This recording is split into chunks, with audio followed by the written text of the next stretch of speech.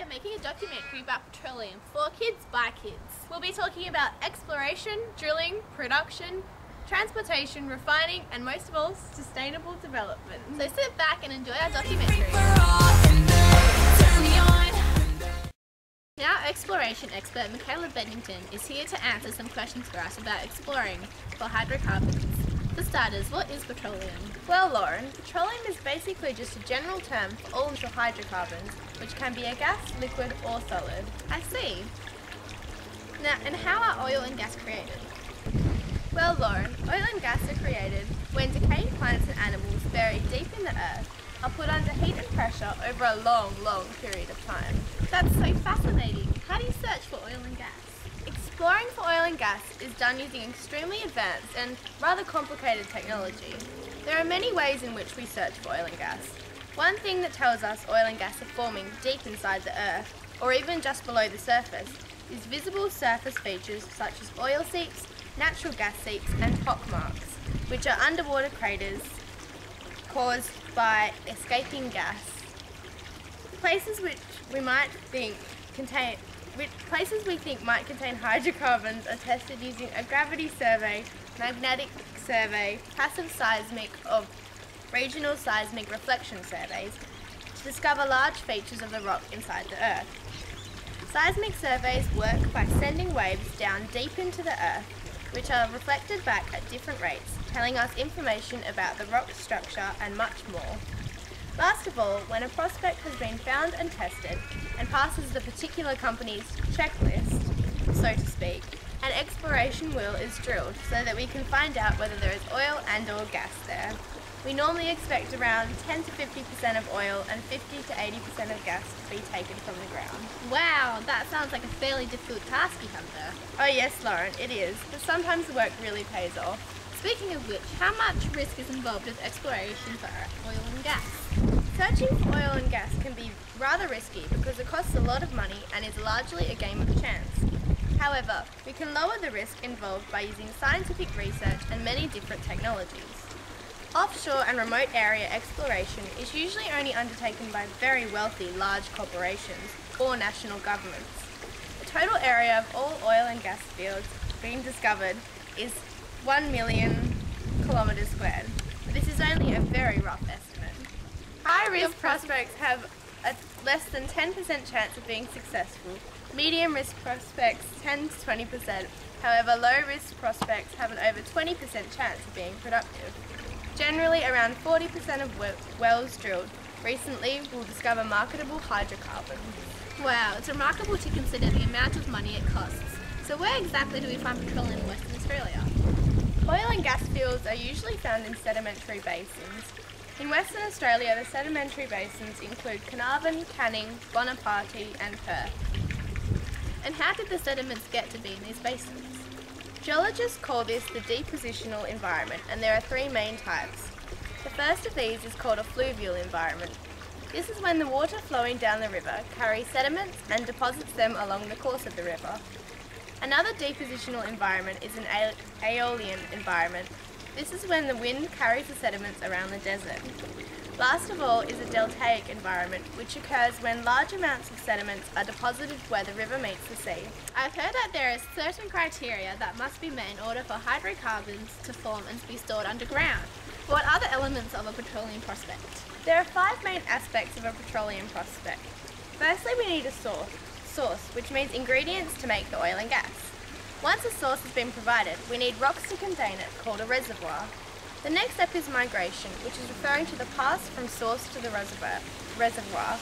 A very important aspect is a trap to hold the oil and gas in place underground and stop them from rising to the surface. And lastly, we need to have a seal, which consists of rock that stop the hydrocarbons from leaking away. Wow, exploring for petroleum is really a lot more complicated than one would imagine. Thank you very much for that insight, Mikaela. It was my pleasure, Lauren.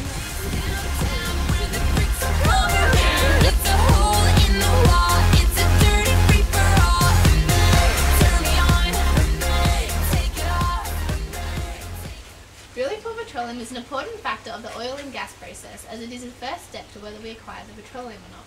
The drilling of oil and gas goes through several stages before it is complete and ready for the extraction of oil and gas. An exploration well is drilled in the beginning which will find information about the oil and gas. The location of the exploration well will depend on where it is present. And why exactly do we drill? Well, there are three main reasons why. Exploration purpose is the oil and gas present in the reservoir, appraisal purpose, how much oil and gas is present, and development purpose, additional drilling to produce the oil and gas. What are some types of drilling rigs? Well, there is the jack-up rigs, which are supported by the seafloor and there are plentiful in the Gulf of Mexico. There are semi-submersible rigs, which are pontoons anchored to the seafloor and anchored to the seafloor and cost around $200,000 to $500,000 a day. There are also drill ships, which are dynamic positioning and very accurate thrusters, which are using very reliable computers and GPS systems. And the derrick rig is like a huge enclosed crane, and raises and lowers things, which vary in size, small on land and larger offshore. What is the use of casing? Well, casing consists of pipes that are screwed together, run in a hole and cemented into place.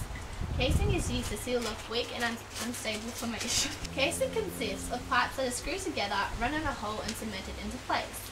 Casing is used to seal off weak and unstable formation. It enables us to use safer drilling at deeper depths. What happens if the place where the oil and gas is somewhere where you can't reach easily? Well, in this case we would use directional drilling. Instead of a straight pipe, we would need to have a bend in the pipe. This is because it can reach multiple places from offshore structures, reach inaccessible locations, salt dome drilling, and the offshore line drilling, which drilling on land to offshore location. Wow, sounds like a complex technology. What are some of the safety and regulations you need to be aware of whilst drilling? Well, safety is a very important thing when drilling because it can be very dangerous. People who work on oil rigs must go through proper training in case of emergency. All workers must, onshore, wear safety goggles, hard hat, steel toe and cap boots. And on offshore rigs, you must complete training of a helicopter rescue simulator in case of an accident. Wow, sounds like there's a lot of safety preparation. Are there any dangers to the environment around us? Well, as we know, oil and gas can be hazardous to the environment, so these precautions must take place. Any oil spill over 80 litres must be reported. WBM drilling cuttings are released into the ocean. SMB drill cuts are re-injected where required, and natural mud can be released into the ocean.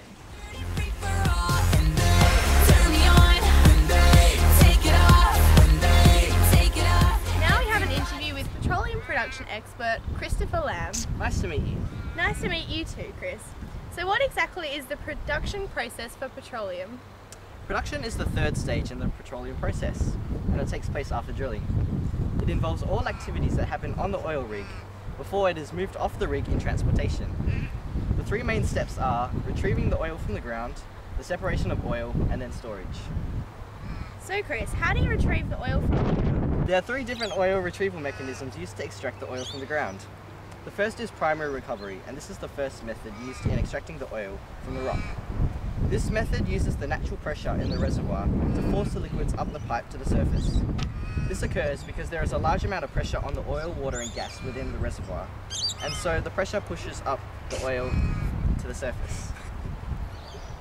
This flow slowly diminishes, however, as pressure equalizes and a different method is required to continue petroleum production. Wow, how fascinating!